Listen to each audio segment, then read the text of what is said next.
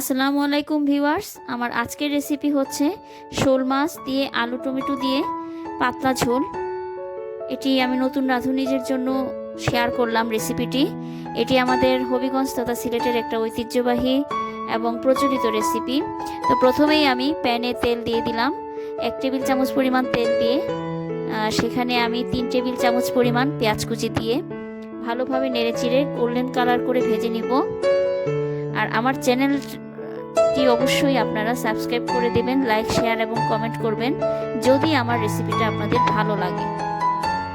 তো আমার পেঁয়াজগুলো গোল্ডেন কালার হয়ে গেছে, এখন আমি একটু স্বাদ মতো লবণ দিয়ে দিব।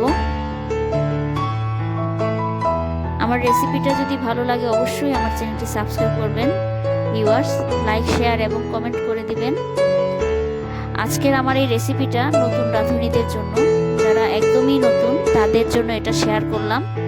তো দিয়ে দিচ্ছি এখন আমি একটু রসুন পেস্ট 1 টেবিল চামচ, দিয়ে দিলাম 1/2 টেবিল চামচ এরকম একটু আদা পেস্ট, এবং দিয়ে দিচ্ছি 1/2 টেবিল চামচের মতো পেঁয়াজ পেস্ট। সবগুলো মশলা দিয়ে আমি ভালোভাবে নেড়ে ছেড়ে নিব। এবারে একে একে আমি এখানে দিয়ে দিব লাল মরিচের গুঁড়া 1 টেবিল চামচ,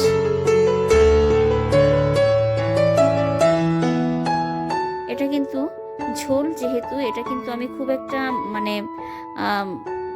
মাখা মাখা করব না, এটা একটু পাতলা ঝোল করে রান্না করব।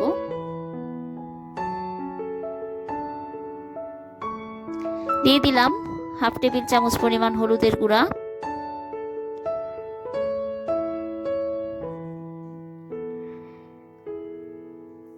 দিয়ে দিলাম ধনের গুঁড়া 1/2 টেবিল চামচ পরিমাণ,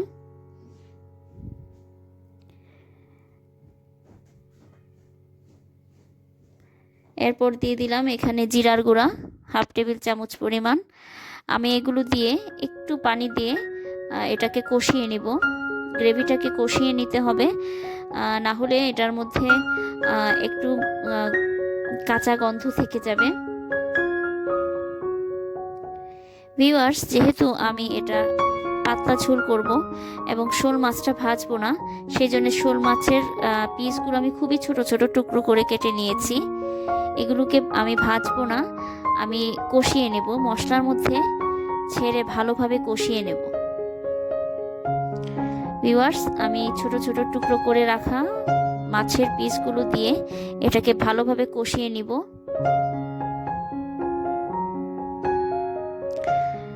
আমি একটু পানি দিয়ে নিলাম, কারণ মাছগুলো পুড়ে যাচ্ছিল, মানে মশলাটা পুড়ে পাতিলে লেগে গেলে তখন এটা মাছের গায়ে ভালোভাবে আসবে না।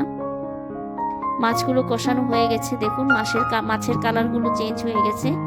এখন এগুলোকে আমি একটা বাটিতে তুলে একটা সাইডে রেখে দেব। মাছের পিসগুলোকে আমি তুলে বাটিতে করে একটা সাইডে রেখে দিচ্ছি।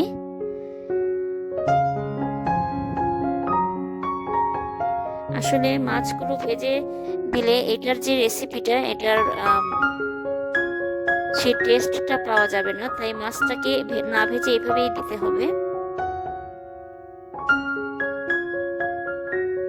ভিউয়ার্স, আমি এখানে একটু আদা পেস্ট দিয়েছিলাম, কারণ যেহেতু শোল মাছ তাই একটু আদা পেস্ট দিলে ভালো হয়।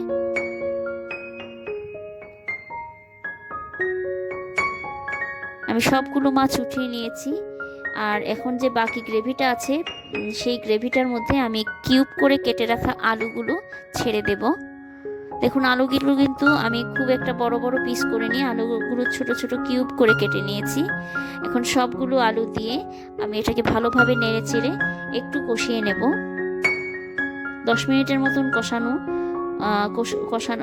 কষিয়ে নিয়েছি আমি। 10 মিনিট পরে এটার মধ্যে আমি পানি দিয়ে দিব, ঝোল দিয়ে দিব।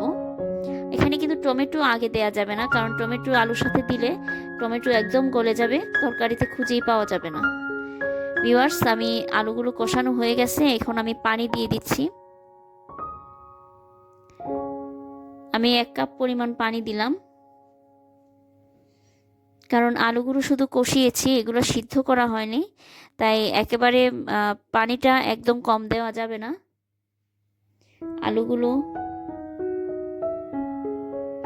আস্তে আস্তে কষিয়ে নেওয়া হয়ে গেছে আমার। তো এখানে এরপরে আমি কিছু টমেটো দিয়ে দিব। অর্থাৎ আলুগুলো যদি অর্ধেকটা সিদ্ধ হয় তখন আমি টমেটোটা দিয়ে দিব। আমি টমেটো দিয়ে দিচ্ছি, টমেটো দিয়ে ঢেকে দিব।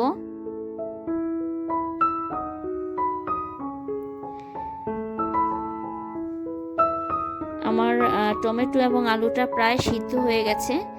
টমেটো এবং আলু সিদ্ধ হলে পরে আমি ওখানে আমার তুলে রাখা মাছগুলো দিব। ভিউয়ার্স দেখুন আমার আলু টমেটোর ঝোল হয়ে গেছে। এখন আমি এখানে মাছগুলো, কষিয়ে রাখা মাছগুলো দিব।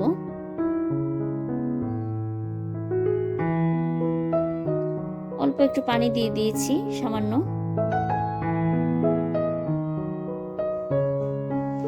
কয়েকটা কাঁচামরিচ দিয়ে দিলাম, 5-6টা কাঁচামরিচ দিয়ে ফালি দিয়েছি। আর 1 টেবিল চামচ পরিমাণ ধনেপাতা দিয়ে দিলাম, ধনেপাতা কুচি করা দিয়ে ঢেকে দিব।